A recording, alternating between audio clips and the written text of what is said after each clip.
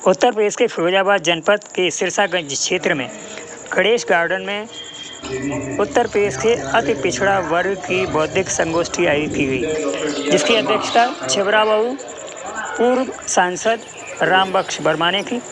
मंच संचालन डीएनटी प्रकोष्ठ के आगरा मंडल प्रभारी राजीव नारायण ने की। संयोजन कैलाश वर्मा का रहा। कार्यक्रम का शुभारंभ वीरांगना अवंतीबाई, पूर्व मुख्यमंत्री कल्याण सिंह एवं स्वामी ब्रह्मानंद जी के चित्र के सम्मुख दीप प्रज्वलन से हुआ। इस अवसर पर विशिष्ट अतिथि एवं अति विशिष्ट अतिथियों का स्वागत पगड़ी, दुपट्टा एवं चांदी का मुकुट पहनाकर किया गया। इस अवसर पर सभी वक्ताओं ने अपने अपने अनुभवों के आधार पर विचार प्रकट करते हुए अति पिछड़ा एवं विमुक्त जनजाति के विकास पर प्रकाश डाला। नई पीढ़ी के उच्च शिक्षा हेतु स्वामी ब्रह्मानंद विश्वविद्यालय की स्थापना एवं आरएसएस की भांति स्वयंसेवकों का चयन आदि पर बल दिया गया। इस अवसर पर सभी वक्ताओं ने अपने अपने अनुभवों के आधार पर विचार प्रकट किए। मुख्य वक्ताओं में रामबख्श वर्मा अध्यक्ष मुख्य अतिथि, अतरपाल सिंह राष्ट्रीय शोषित समाज party, doctor Rajpal Singh, Kapoor Singh Yadav, Bahadur Singh, Hukum Singh देशराजन, professor सलील कुमार, सुरेश बाबू, अन्ना जी, गीता रानी, कैलाश राजपूत, कैलाश लोधी किसान यूनियन के राष्ट्रीय अध्यक्ष, शिक्षक मोरपाल सिंह, नंदलाल जी, जयवीर सिंह, पूर्व प्रधान लाली, गणेश राज, ए.के. सिंह, सूबेदार कप्तान, फतेह सिंह बेधड़क, हरिशंकर विद्यार्थी, पित्रपाल Singh, Girish, Sanjay, Mahavir Singh, Mata Deen, Pradeep Narayan, doctor Ramjeet, doctor D R. Verma. मंच संचालन राजीव नारायण का रहा। पेशा वीडियो रिपोर्ट बेस्ट न्यूज से मैं रामेंद्र पाल सिंह। नजरिए से तो इसी सीक्वेंस में मैं श्री प्रदीप नारायण जी से आग्रह करूंगा कि किस तरह से इसकी कार्य योजना आप लोगों ने तय की और यहाँ पर उनके मुख्य मुख्य बिंदुओं पर विचार रखें। इस विचार गोष्ठी में बाहर से आए हुए सभी अतिथियों का मैं हार्दिक स्वागत करता हूँ। मन में जो पीड़ा थी उस पीड़ा के निवारण में, उस मंथन में आप हमारी सहभागिता दे रहे हैं, इसके लिए बहुत बहुत धन्यवाद, बहुत बहुत अभिनंदन। ये कि हमारे साथी हैं, उन्होंने कहा कि पहले से हमारा आदरणीय कल्याण सिंह जी ने पार्टी का गठन किया था, एक मंच तैयार हुआ था, लेकिन हमें विपरीत परिस्थितियाँ उनके लिए पैदा करके कुछ लोगों ने उसको खत्म करा दिया। हमारा समाज एक ऐसा समाज है जिसपे और अन्य जातियाँ विश्वास करती हैं। पिछड़ों का एक मंच और है, सोचते भी हैं, किसानों के लिए भी सोचते हैं, लेकिन एक पक्ष उनका बहुत वैसा है कि वो एक तो पक्षपात करते हैं। स्पष्ट है, मैं क्षमा चाहूँगा आदरणीय एडवोकेट साहब से, जो पीड़ा है हमारे अंदर की वो मैं स्पष्ट कह रहा हूँ। पक्षपात करते हैं। दूसरा जो है एक अराजकता की स्थिति आ जाती है, अन्य पिछड़े और दलित कमजोर वर्ग के लोगों के लिए भयभीत वातावरण हो जाता है। इसका फायदा कांग्रेस और खासकर भाजपा इसका उठाती है।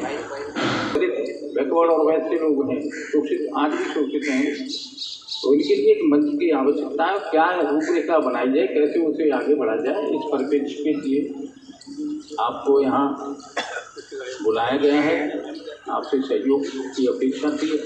आप उसी संदर्भ में मैं आपसे थोड़ा सा निवेदन करूं कि बाबूजी कल्याण सिंह जी ने जो बीजारोपण किया था आरकेपी बना करके, उस बीच में हो सकता है खाद पानी नहीं मिला, कहाँ क्या क्या हुआ, वो पौधा मई में बना रहा।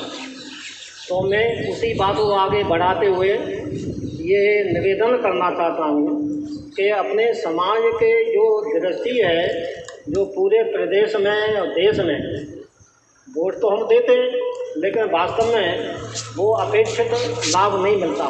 इसके लिए हमें आपको कुछ नए युवा शक्ति और पैदा करनी पड़ेगी, क्योंकि हम लोग इस समय इस एज में पहुँचे हैं कि ये काम हम लोगों के करने लायक नहीं है। तो वाकया मेरे साथ होते हैं, पता नहीं क्यों होता है ऐसा। कुछ लोग चुप रह जाते हैं, मैं जरूर कह तो देता ही। हमारा वोट मान तो लेते हैं, कहाँ सा वोट दे रहे हैं। अगर हम किसी के पास जाते भी हैं कि हमारा अपना ये कार्य है या कुछ है, तो वो करना ही नहीं चाहते। सबसे पहली बात ये है, तो किससे पूरा। दूसरी बात ये भी है कि नहीं भी जा रहे तो मानते ही नहीं है। तो मैं तो यही कहूँगा अपने बुजुर्गों के साथ साथ मेरा चलना ही सही रहेगा, और इससे ज़्यादा मैं कुछ बोल नहीं सकता। बहुत बहुत धन्यवाद। हमसे कई एक्सपीरियंस वाले लोग बैठे हुए हैं, लेकिन मैं देखता हूँ कि समाज का विकास जब तक नहीं हो सकता जब तक अर्थव्यवस्था और शिक्षा व्यवस्था, ये दो महत्वपूर्ण होती हैं। जब तक ये दो महत्वपूर्ण चीज़ें समाज के लोगों की नहीं होंगी, तब तक वो समाज के लोग पिछड़ू बने रहते हैं। इसलिए अर्थव्यवस्था और शिक्षा व्यवस्था, ये दो बहुत ज़रूरी है। यही बात सामने आती रही कि समाज को जब तक हम संगठित नहीं कर लेंगे, तब तक हमारा कोई भी विकास नहीं हो पाएगा। और इसके लिए एक अलग पार्टी बनाने की बात चलती थी, जिसमें आज श्री प्रदीप जी ने राष्ट्रीय क्रांति पार्टी को जीवित करने की बात की हुई है। सही बात है कि हमारे जिस तरह से महारानी अमृति भाई हमारी समाज की एक वीरांगना है, उसी तरह से हमारे कल्याण सिंह बाबू जी भी समाज के एक है कि हमारी भागीदारी कहीं भी नहीं है। हालांकि मैं जब तक भाजपा में निष्ठावान बन के रही, तब तक मुझे ऐसा लगता रहा कि नहीं, ऐसा कुछ नहीं है, लेकिन अब स्पष्ट दिखाई दे रहा है। इसलिए अगर आप किसी नई पार्टी का गठन करते हैं तो मैं उसका स्वागत करूंगी। और भविष्य में हमें ये देखना होगा कि हम एकजुट होकर एक संगठन अपना तैयार करें हर जिले में। जो पहले भी वक्ताओं ने कहा है कि आपको शायद ज्ञात हो, मुझे जितना ज्ञात है उतना मैं आपके समक्ष कहना चाहूँगा कि अपना समाज कम से कम पूरे भारतवर्ष में 30-35 करोड़ है, लेकिन हम अपने लोगों को भूले हुए हैं। तो अब ज़रूरत है एक होने की, एक संगठन बनाने की, वहाँ घर घर जागरूकता अभियान कराया जाए। तो जो बोर्ड की परीक्षा होती है उसमें पहले से स्थित ये होते हैं कि कोई बच्चा आपकी कॉपी में रोल नंबर के अलावा कोई ऐसा इंडिकेशन नहीं करेगा जिससे उसकी कॉपी की जाँच की जा सके ये अमुक व्यक्ति या अमुक छात्र की कॉपी है। लेकिन जो हमारी प्रतियोगी परीक्षाएँ हो रही हैं उनमें ऐसा नहीं है। उसमें नाम लिखा जाता है, और जब नाम लिखा जाता है तो कॉपी चेक की जाती है उसकी। जब तो हमारी ऐसा नहीं है कि हमारे पेपर में लोग या बच्चे पढ़ने लिखने वाले नहीं हैं, अच्छी मेधावी छात्र हैं, लेकिन वो परीक्षा पास करने के बाद जो वहाँ बैठे हैं वो हमारे नहीं बैठे वहाँ, तो वहाँ अपेक्षित हो जाते हैं, मनोबल डाउन हो जाता है। और वो मनोबल डाउन होने पर दूसरा जो गिरता है कि भाई जब इसने इतनी मेहनत की थी हम कैसे करें, इसको कैसे कर सकते हैं, संभव नहीं हो रहा है। तो ये पीड़ा रहती है। इस पीड़ा को दूर करने के लिए सभी ने बताया कि संगठन तैयार हो और संगठन के माध्यम से अपनी पहचान बनाई जाए। उसमें सभी जो बैकवर्ड की जातियाँ हैं वो संगठन हो और संगठन बनाया जाए, जिससे भविष्य में जो कुछ पदों पर जो बैठे हैं उनमें हमारी भागीदारी हो और बच्चों के साथ जो खिलवाड़ हो रहा है वो उसमें ब्लॉक हो जाए, कुछ रुकावट हो। यही बात मैं कहता हूँ। समीक्षा में गया था और समीक्षा में जाने से मुझे ऐसा लगा कि हम लोधी समाज हाई कास्ट से काफ़ी हमसे अछूता मानता है। अभी मैं एक समीक्षा में था तो एक महात्मा ने बोला कि हमको जसराना से लोधियों ने हरा दिया। कोई एक अकेला मैं था उसमें सभा में, तो मैं खड़ा हुआ, मैंने विश्वदीप से कहा, मैंने कि सर आप ऐसे कैसे कह रहे हैं कि लोधी समाज ने हमको हरा दिया। मैंने कि ठाकुर समाज ने हराया आपको। तो विश्वदीप एकदम शांत रह गए, बोला भाई ये क्या कह रहे हैं आप, लोधी समाजी कैसे कह रहे हैं? जसराना से आप 98,000 वोट लेकर निकले हो और हमारा कोई वजूद ही नहीं है। ब्राह्मण ठाकुर सभी लोग थे, वैश्य भी थे, तो मैं अकेला था उसमें। तो मैंने अपनी आवाज़ बड़ा ज़ोर से रखी, मैंने आप लोधियों को कैसे कह रहे हैं कि लोधी समाज ने हमको हरा दिया। हमने कि मैंने एक उदाहरण दिया तो मुझसे सारे लोग नाराज़ हो गए। मैंने कि बांदा में एक कुर्मी को टिकट दिया भाजपा ने और 4.5 लाख ब्राह्मण मतदाता है वहाँ पे, और वो कुर्मी समाज का 60,000 से प्रत्याशी हार गया। तो कुछ बड़े समाज के जो लोग थे वो काफ़ी मुझसे नाराज थे। लेकिन मेरे खिलाफ रिट करने वाले मेरे ही समाज के लोग थे। अगर मैं वहां होता तो लोधी समाज के कुछ लोगों का कल्याण होता, बैकवर्ड का कल्याण होता। लेकिन तुम्हें मजा नहीं आया। तुम्हें मजा यह है कि हमारी स्थिति जो है केंकड़ा जैसी है, एक दूसरे को नीचे गिराना है। जब तक ये लैग पॉलिसी चलेगी आप लोगों की, तब तक आपका ये समाज उन्नयन को प्राप्त नहीं हो सकता। लोधी समाज एक ईमानदार जाति है, इस बात को मानता हूँ। लोधी समाज कर्मठ जाति है, इस बात को मानता हूँ। लोधी समाज बेईमान जाति नहीं है, इसको मैं मानता हूँ। लेकिन तुम में एक ड्रॉबैक है, या हम में एक ड्रॉबैक है कि हम दूसरों को पचा सकते हैं, अपने को नहीं पचा सकते। और जब तक अपने को आप राजा बेटा नहीं कहेंगे, तब तक दूसरे आपको राजा बेटा नहीं कह सकते। अखिलेश यादव को यादवों ने अपना बेटा कहा, राजा कहा। कितनी बैकवर्ड जाति उस आदमी के साथ लग गई। एक मुख्यमंत्री का बेटा है जिसके 37 सांसद जीते हैं, और एक मुख्यमंत्री का बेटा है जो स्वयं हार गया।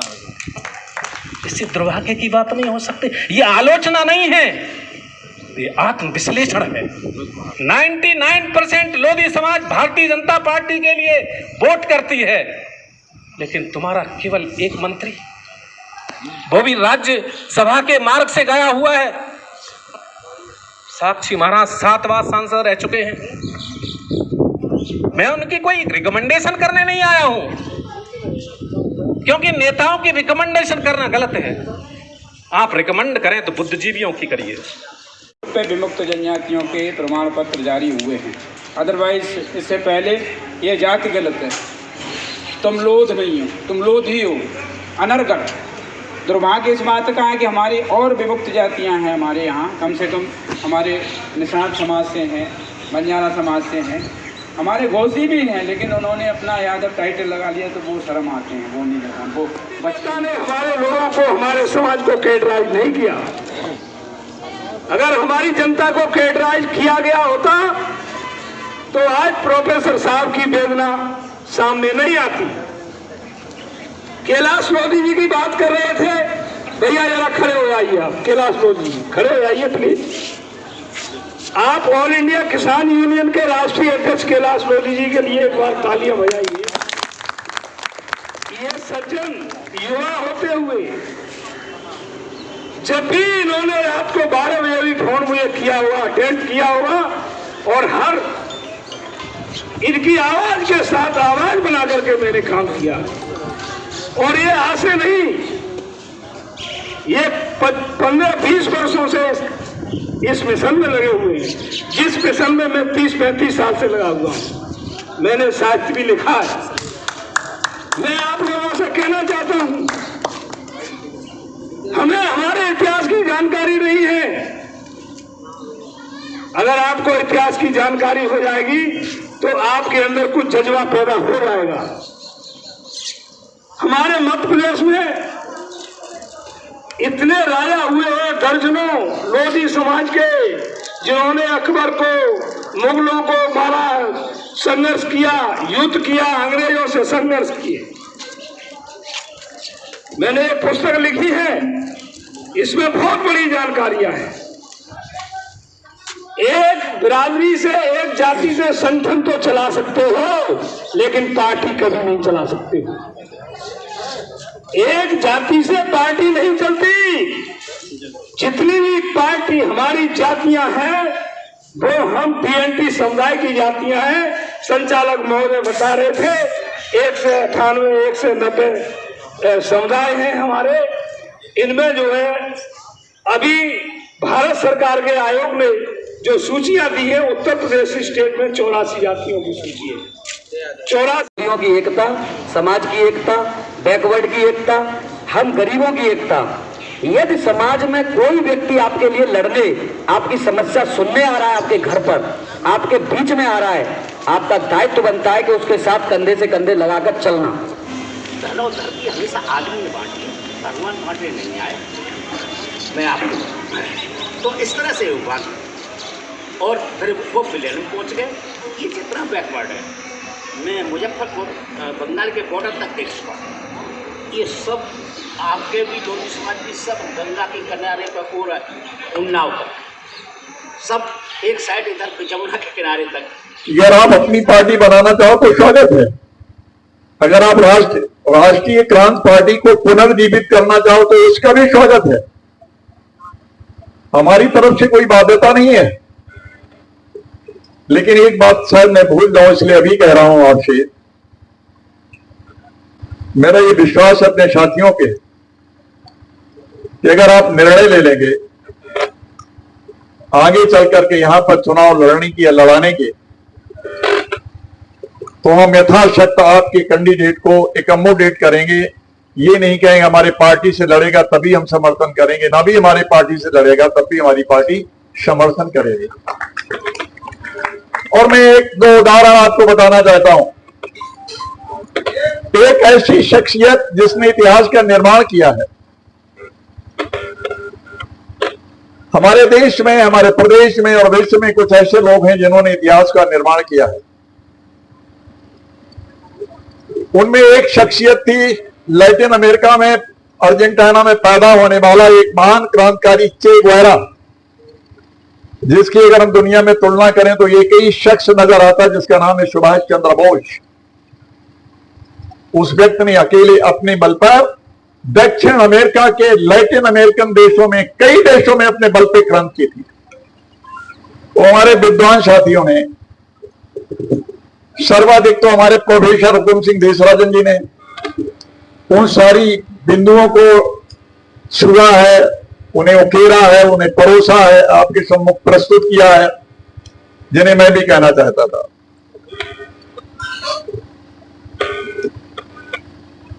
आदरणीय कैलाश जी और श्री BR सिंह, उन दोनों के भाषण मिलते जुलते हैं और दोनों भाषणों में खून में जरा गर्मी लाने वाले हैं। मैं इन दोनों लोगों को समझता हूं। मैंने इनको चिन्हित किया और मैंने अपने आदरणीय संरक्षक महोदय से कहा है कि हमें इनके नाम और इनका पता मालूम होना चाहिए, इनसे निरंतर हमारा संपर्क होना चाहिए। सलील कुमार ने भी कुछ बहुत अच्छी और उमंग उत्साह भरने वाली बातें कही हैं। मैं उनकी कुछ बातों से सहमत हूं, सभी बातों से सहमत नहीं हूं। और असहमत होने का हमें अधिकार है, और हम जो कहेंगे उससे असहमत होने का अधिकार आपको भी है। जब मैं आपसे कुछ बात कहता हूं उसका मतलब नहीं मैं जो भी कह रहा हूं उन सारी बातों को आप स्वीकार करें। आप उन्हीं बातों पर गौर करें जो बातें आपके हृदय में लगती हुई, ये बातें माननी है, इन बातों को मानना चाहिए कि हमें अब किसी पार्टी की गुलामी नहीं करनी चाहिए। उन्होंने साथ उल्लेख भी किया है भारतीय जनता पार्टी का। भारतीय जनता पार्टी की तरफ इशारा खोल करके किया है हमारे प्रोफेसर साहब ने भी। मैं भी इस बिंदु को थोड़ा इलेबोरेट करना चाहता हूं, थोड़ा विस्तार देना चाहता हूं। देखिए, राष्ट्रीय स्वयंसेवक संघ वाले कहते हैं कि गर्व से कहो हम हिंदू हैं। कहते हैं कि नहीं कहते हैं? और हम सबको लगता है हम हिंदू हैं, तो हमें कहना चाहिए, गर्व से कहना चाहिए हम हिंदू हैं, अगर उनकी बात में दम है। उनका भी यही चिंतन है कि ब्राह्मण क्षत्रिय वैश्य शूद्र इन 4 वर्णों में बटा हुआ हिंदू धर्म के लोग हैं।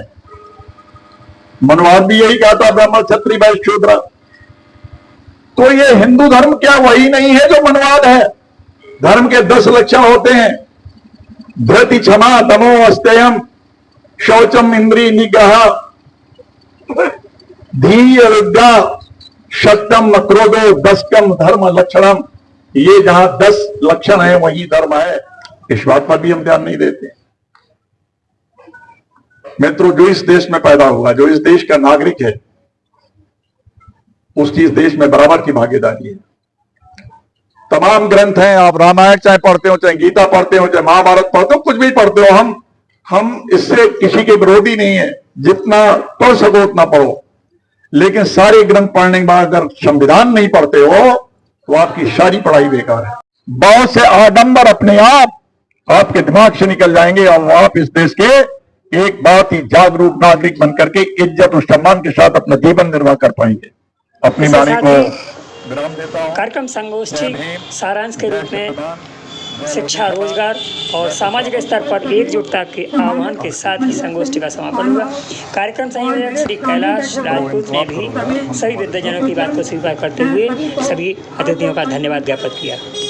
इसके साथ ही जुड़े रहिए देखते रहिए वैष्णव न्यूज़। जय हिंद, जय भारत। रामेंद्र को इजाजत दीजिए।